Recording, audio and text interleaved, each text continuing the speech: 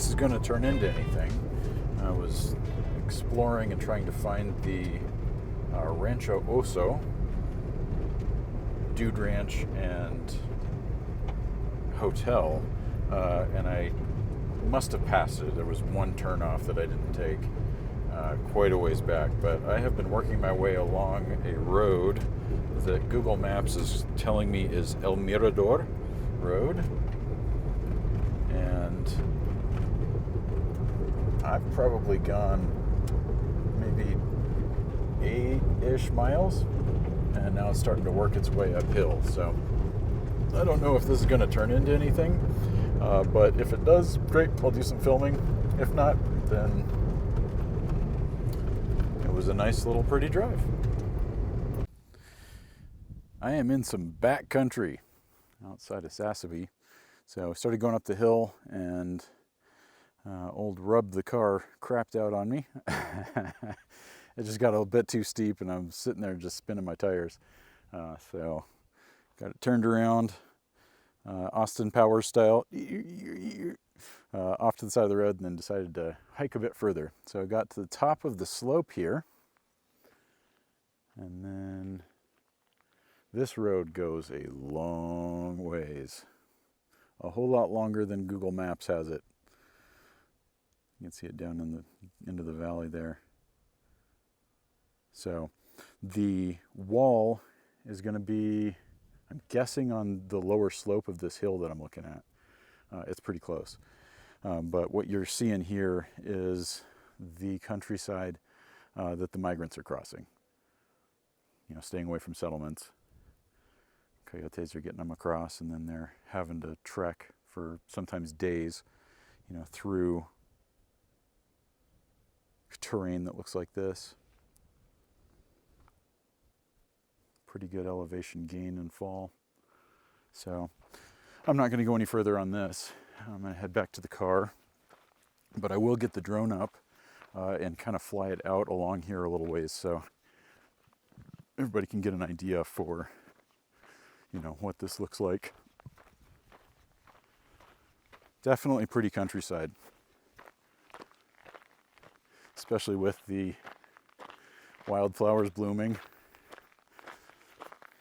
It's about to start getting hot and dry, so this is about as green, I think, as everything's going to get. I'll get to the top of the hill and I'll give everybody a view back down. Okay. So that's looking back towards the Sasabes. You can get an idea for how much bigger the Mexican side is than the American side. And watch the wall as it cuts across the landscape there. But yeah, very pretty countryside. And you can see the road that I've took coming up. So I'm assuming that what I'm driving on now, getting up here, is a patrol road for Customs and Border Patrol. Although there were no signs that said that there was no driving up here. So I would have been happy to stop. But didn't come across anything that would have indicated I'm not allowed to come. So cool. I will take advantage of that and always do some extra exploration, get a better idea for the layout of everything. I think when people say, you know, it's rugged countryside that the migrants are making it across, it's a little hard to visualize until you can get out here and see it. Here's dry. All right. You can see there. That's the road that old Rub the car. You can kind of see it parked down there. But I'll work my way back down and then stop in. It didn't look like a whole lot was happening at the one restaurant there in town. So I'm going to stop in at that ranch and see if I can find somebody to talk to there. If not, we'll just pack up the roadshow and head off for the hills.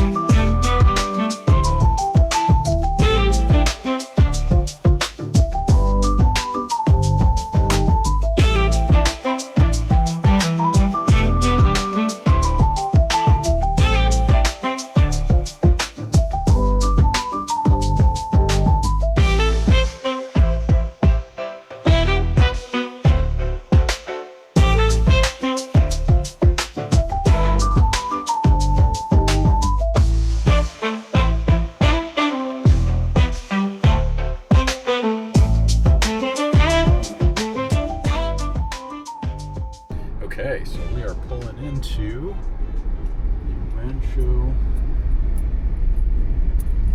AZ, Ranch of the Bear guest ranch. So let's see what we can find here, and if nothing, then so sad. I'll be off, but I'd love to find somebody to chat with about what's been going on here over the last couple of months.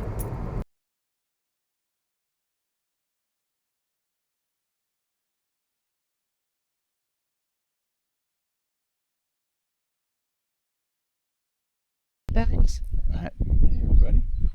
We're here with Janay and Bodhi on the Rancho de la Osa.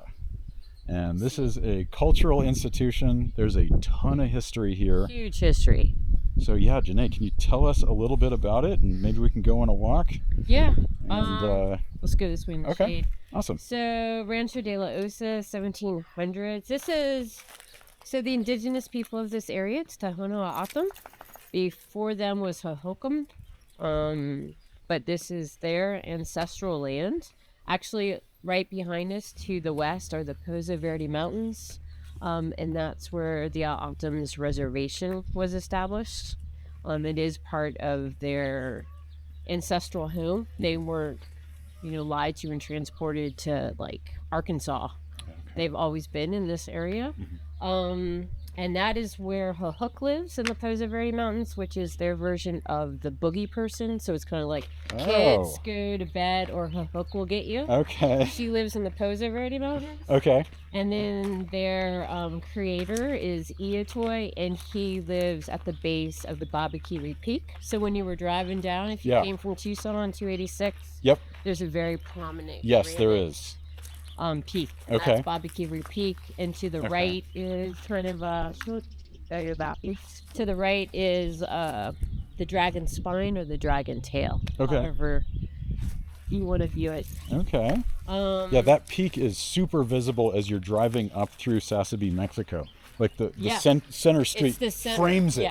Yeah. And that is, we just went over there this week. Okay. And that's the first time I've seen Babakiri. Like, from that point of view in Sasabe, there was like kind of like that little hill. And you come up. And seeing it from that point of view was, I'd never seen it before. Yeah. So that was pretty cool. Yeah, I think the commentary that I was giving as I was driving through town was, wow, this is picturesque. Oh, it's gorgeous. With all the empty buildings around. But yeah, I mean, it's very sad because there aren't a lot of people around. You can see the bullet holes in the buildings, and there are stray dogs. There's everywhere. A ton of them. Yes. So. And stray cows. Stray cows. Well, it's like all the stray dogs and the puppies is my concerns. Yeah. People have been bringing food down to the port of entry and trying to get it to people that will actually feed the dogs. Okay. But that's like a big concern, especially. Most of the town, I forget how many were in Sasabe, but I think it's down to about 200. Okay. I'd seen numbers as high as like 2,500 before things got crazy. So it could have been that high, but most of their animals were left behind. And so they make their way through any gaps they can find in the border wall. Okay. And so they end up like here we're feeding dogs. We've got feral cats. Okay. There's cows around. We have cows. Another ranch has cows, but then there's cows that we don't know where they came from. Okay. So it could be, we'll walk this way so we don't step on a snake. Yes. It's rattlesnake season. Yes. So you got to keep your eyeballs peeled. Yeah, you're talking to an Alaskan with like 0 snake experience. So it's keep me always safe. like the middle and the last person that gets hit. Oh, okay. But First person's fun. Yeah. First person, you're pretty good. because Bodie's you great. just are- yeah, we're screwed. Bodie's good. We just had one in our patio Oh. off the main dining room. We had Oh. one this week that Oh my. we had, luckily had a snake stick and put it in a cooler and transported it somewhere that it wasn't around. Yes. So no, it would get Can struck. lead its best life. Hopefully. Yeah. Hopefully it'll move on. Awesome. Well, okay, so tell me a bit about the ranch here. There is some crazy history with presidents and authors. I'm the wrong person. Oh, is that right? Yeah. I'm like natural okay. history person. Awesome. History person. I haven't You have been doing research. repeated it enough to Yeah. like Okay. I can tell you Adelaide Stevenson. So one of the owners, there were twins, Dick and Nellie Jenkins. Okay. So he was big in the Democratic Party. That's why you have like Lyndon Johnson's portrait in there and sign. There's also a judge, William O. Burroughs, who's in there. But Adelaide Stevenson, I don't know how close they were as friends or if he was a big supporter, but there was a strong connection there that Dick Jenkins had a house built for him here, or Adelaide Stevenson had a house built here for himself because he spent so much time down there during their ownership period. I live in that house. Oh, okay. Angela lives on the other side. It's been split into a duplex. Okay. So that's where we live. And Angela's the manager. And here. Angela's the manager. And then when Adelaide Stevenson was going to run for president the second time, he was on stage up in Phoenix, Arizona. Dick Jenkins was there to introduce him. Had a heart attack. Oh no. And died. Oh no. I think he died. He had a heart attack on stage. Whether he died on stage or off. Oh no. Okay. He died, and then his sister Nellie, she overtook the running of the ranch. Okay. The full running of the ranch. Okay. There is someone else, William Sturgis. He came, I believe he came from Chicago. But he like built this natural pool out here. There's a natural spring. He kind of dammed it in for gas, and then he had just cows everywhere. And that kind of created, that's one thing about this land, is that it was a lot more open. There's grasslands, there was a lot more water available. And then people planted stuff like eucalyptus that sucks up water. A lot of it, there's a lot of it in Arizona. It's because it's a fast-growing ornamental. Yes. And but it sucks up a whole bunch of water. I lived in a place up north in a guest house, and the eucalyptus sucked up all the water that their well would dry. Oh wow. Until they ran out of water. Yeah. They're not good trees to have in this kind of environment. But this was a lot more open, and because of the cycles of drought, like feast and famine. So you have a lot of rain, a lot of grass. People started harvesting the native grasses. People started suppressing the natural wildfires. Then you have all the cattle eating the native grasses. Then you have a drought. And then the cattle have nothing left to eat because there's no rain. And so then they go up in higher elevations and they were eating the mesquite. And then when it would start raining again, there was stuff to eat. They come back down, and then start pooping out all the mesquite seeds. And then the mesquite seed starts out competing with the native grasses because the grasses are again being harvested. They're again being eaten. Then their roots go deep, the mesquite, and so they're grabbing more of that water. The grasses can't get it. And so they kind of just outcompete until the native grasses just slowly die off. And then you have this landscape that's now mesquite dominated. Because of that. And we're pretty droughty right now, right? I think we'll always be in a drought. It seems like This winter, we've gotten, I haven't looked at the numbers Mm-hmm. to see, like, is it, I think it's a wetter March. I don't Mm-hmm. know about the whole winter, but this past summer, the monsoon was almost non-existent. So they're starting from the negative. So I don't know how much ground it actually made up as far as water goes. So yeah, I would say we're in a drought. Okay. And all this will, like, all the wildflowers, all that beauty, all the green, like, some of it's already drying up, you know, by mid-May, getting a June. Huge fire season, especially with all that extra fuel Okay. from the wildfire. Yeah. Wildflowers. Yeah. Okay. So it's always a give and take here, Yeah. you know? Yeah. Okay. Well, that's cool. Yeah. Just because I know I get these questions, have things quieted down a little bit with the cross-border stuff? And Here, we yours haven't never had. we haven't had a problem. Right. In my experience of actually, I lived in Sasabe 2010 and 11. I've lived in Arivaca and I've worked in this area since 2001. On this side of the border, we're cool as of right now. I mean, because it's, you got to think of it as a business. Their cartel is, you know, they're exporting drugs and they're exporting labor. I mean, that's how they look at people, right? It's like a modern day kind of slavery thing that everyone's involved in and no one wants to talk about. And so they don't want to piss off their number one business partner, which the United States is. So we've always, like, I've been here since November, but living and working down here, the only times I've ever felt unsafe is with Border Patrol. I've had more guns pointed. Actually, all the guns pointed at me have been by Border Patrol, never by Wow. anyone else. Okay. So I've always felt safe. I mean, it can be a little sketchy when you see random people in the desert, but all the people I've encountered in the 20 plus years, they're, you know, looking for that new place to call home and for that safety and that chance that everyone is always looking for. You get to see a lot here because you guys do trail rides and stuff. Yeah, we do trail rides, we do hikes. Yeah, so we get to see a lot. And this year I have cameras, I have wildlife cameras out. Okay. I do natural stuff, like do guided hikes. Angela was saying you do cougar research. I used to be a mountain lion and jaguar researcher. It's kind of like a I'm not self-trained. I'm not school taught. So I have Citizen a scientist. interest. Yeah. I had a very distinct interest in those two cats. So I have game cameras out. And I haven't gotten one picture of anyone crossing the border, and I've gotten one picture of Border Patrol since November. And it's the end of April. So that gives you an idea of the activity that's going on around here. Now I can tell you that in December, I went out with some people east of the port of entry.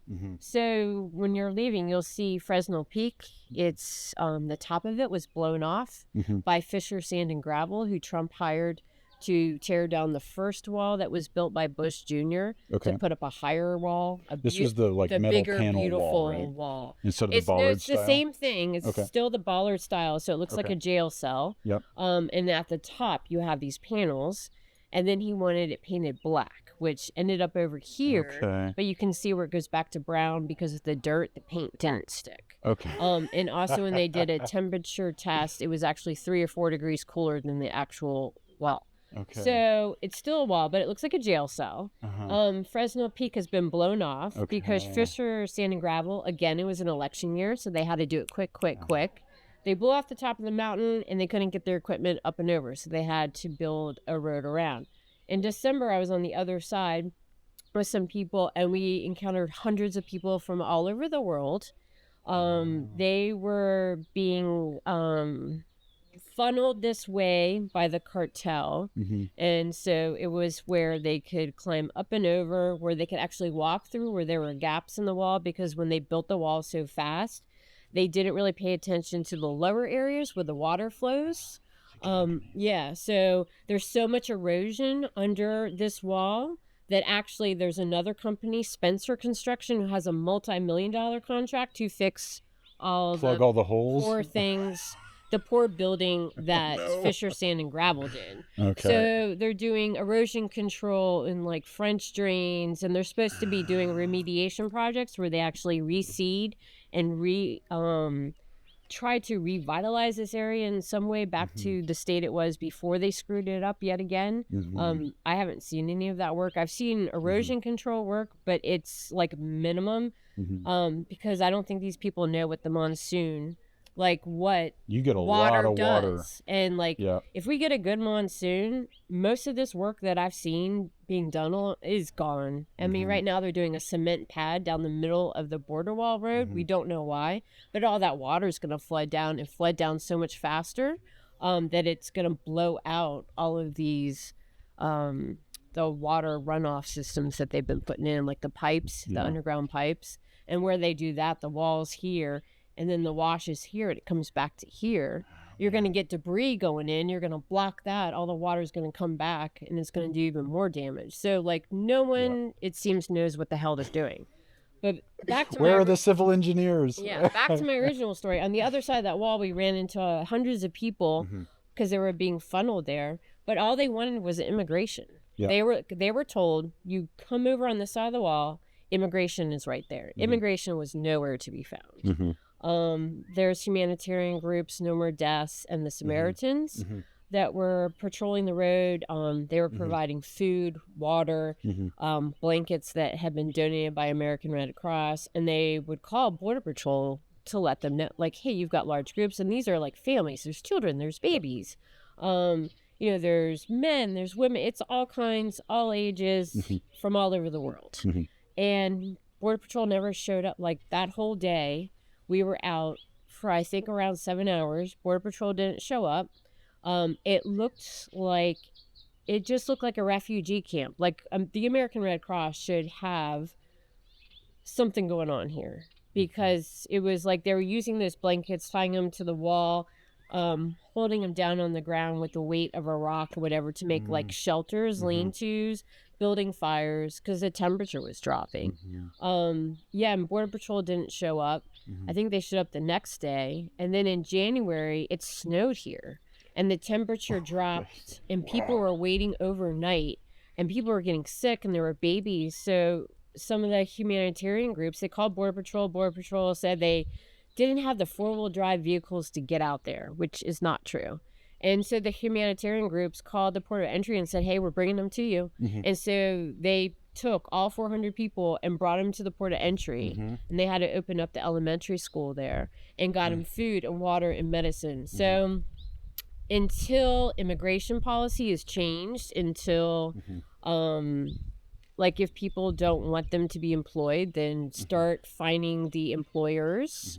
You know, if that's the whole thing, if they don't want them to come here and steal American jobs like everyone thinks, then start finding the employers or put them out of business. As far as the drugs, it's like when I start seeing doctors and hospitals in prison for getting people hooked on drugs that lead to all of this, then talk to me. Until then, they don't have a leg to stand on when it comes to like drug smuggling. And most of the smuggling is American citizens.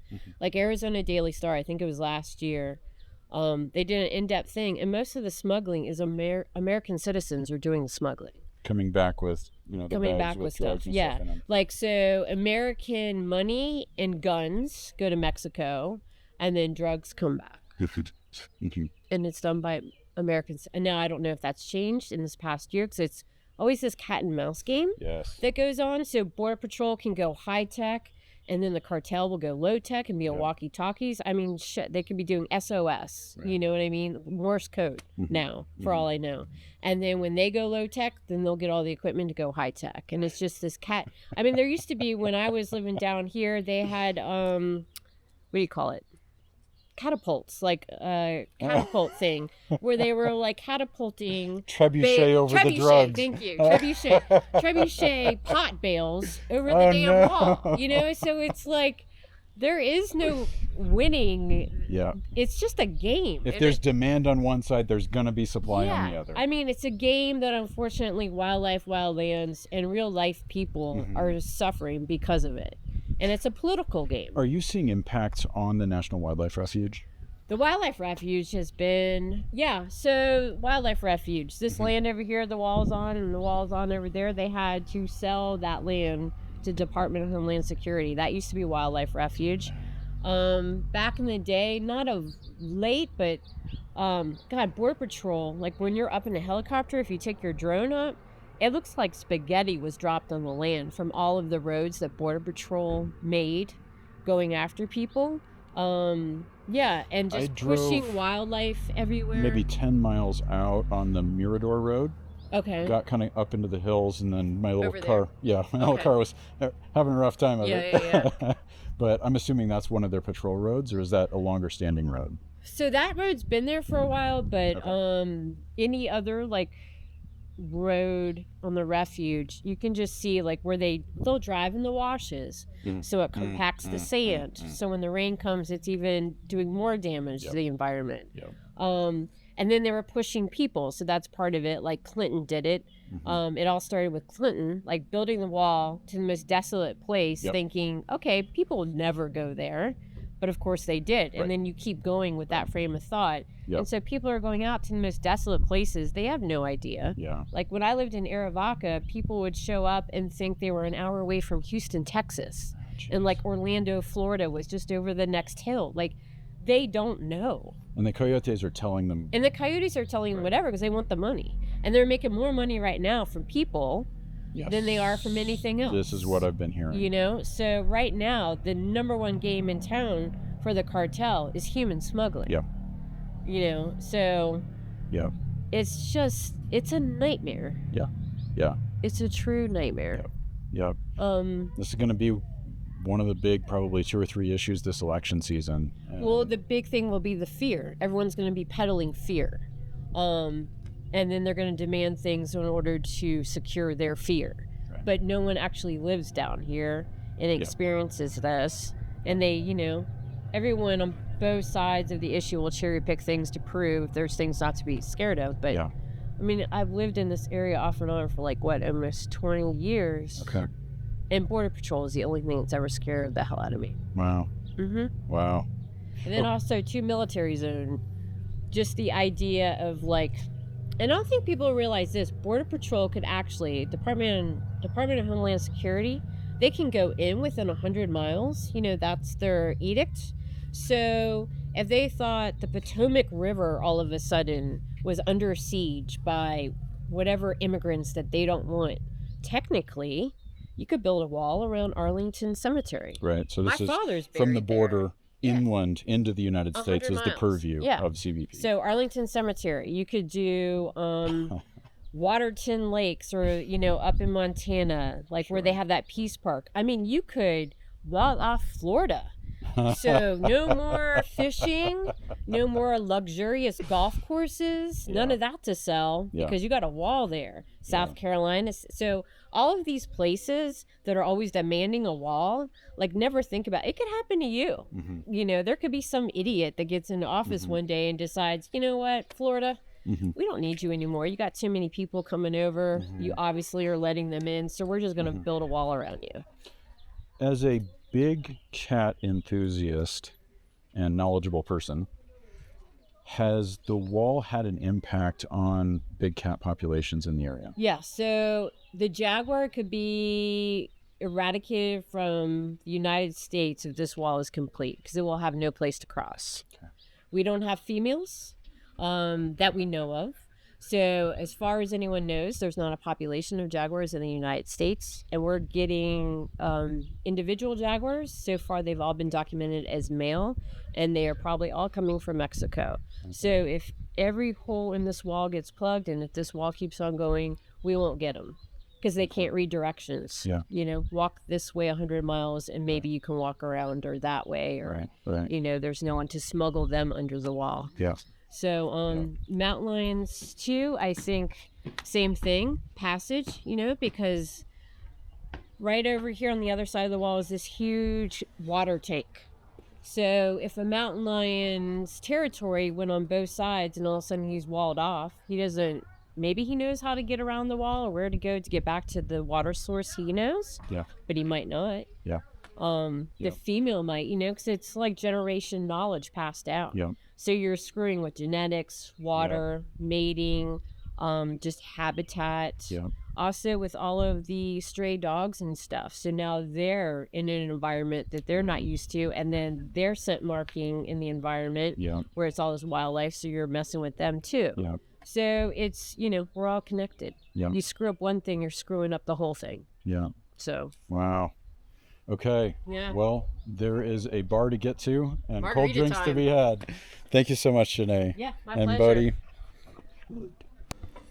Okay. So we're in downtown Sasabe, and apparently the store is usually open from something like 1 to 6 in the afternoon or evening on Saturdays.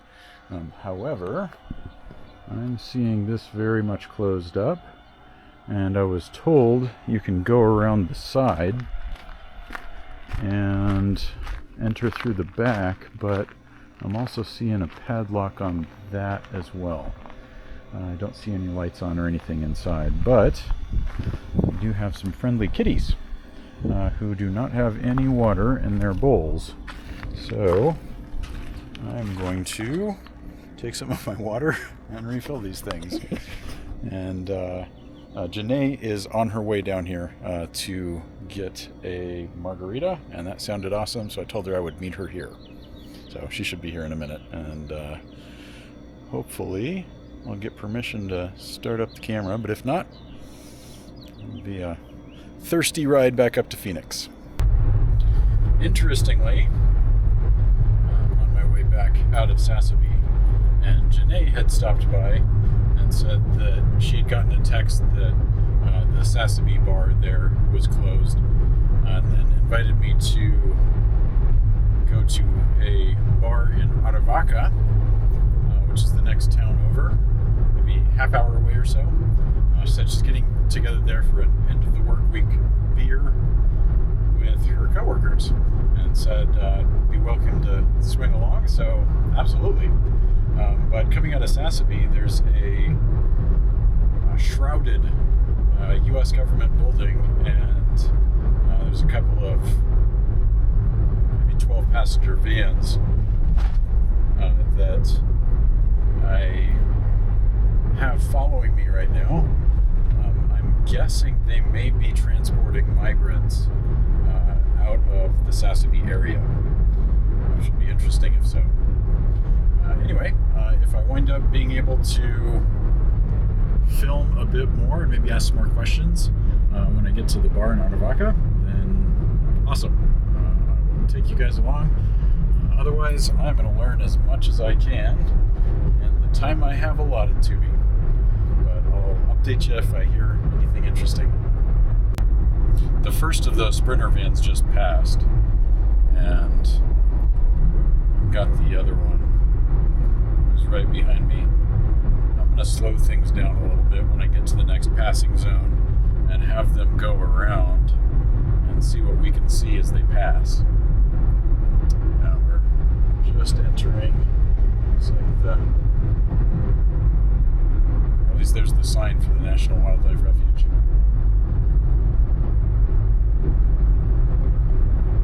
And then of course there's lots of double yellow lines, so this guy wants to pass me, but doesn't look like he's got the opportunity. These are U.S. government license plated vans. So let's see here. Okay, cool. We got a passing lane opening up. I'm gonna slow down here. Alright, here it goes. Yep, sure enough. Customs and Border Patrol marked van. The other one had no markings, but that's the one with the grills and stuff in the window, and it looked to me like there's some people in there.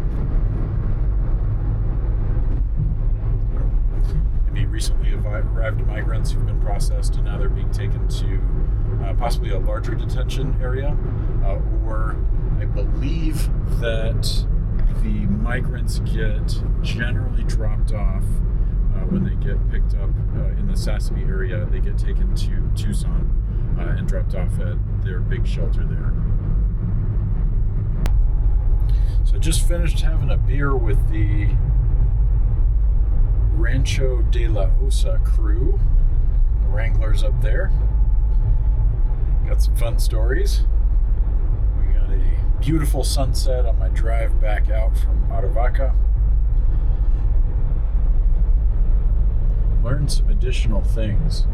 So Angela is the general manager of the Rancho de la Osa, and one of the things that she told me, oh, look at this. Oh, that's pretty.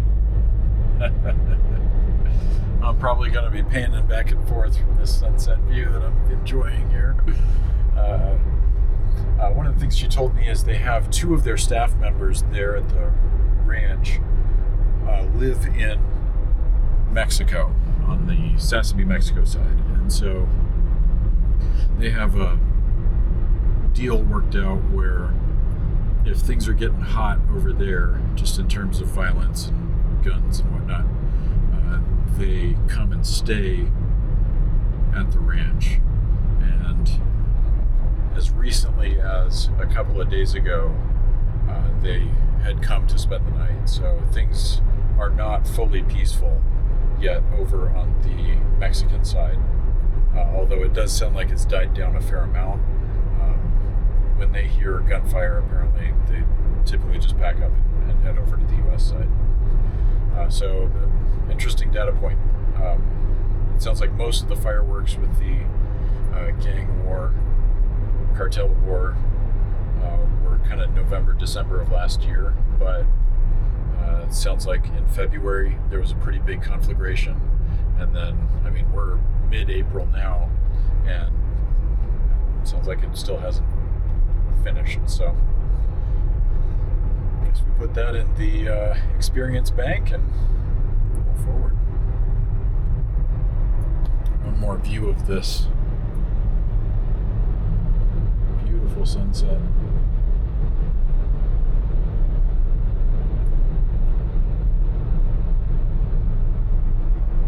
Also, Aravaca is a cool town, but I think I'm definitely going to be booking a stay at some point in the future at the Rancho de la Osa. Looks like a cool spot. You can go four-wheeler riding, ATVing, riding horses. Sounds like they can take you out to do archery or rifle shooting.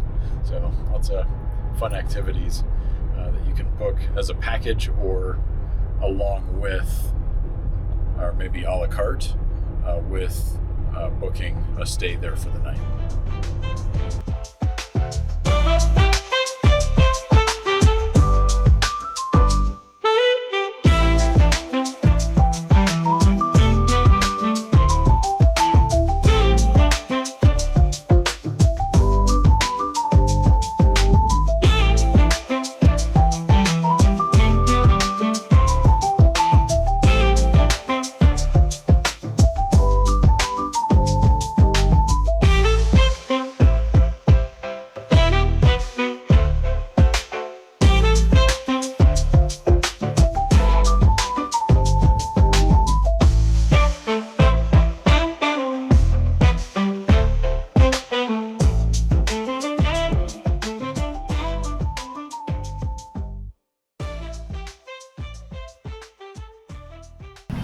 Hey everybody.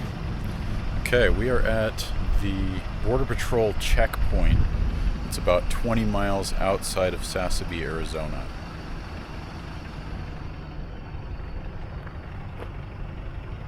Empty. So, unmanned checkpoint, which is interesting because this is one of the sections that is purportedly getting the biggest amount of migrants right now. We'll be headed further in and crossing the border and getting into Mexico here in a few minutes.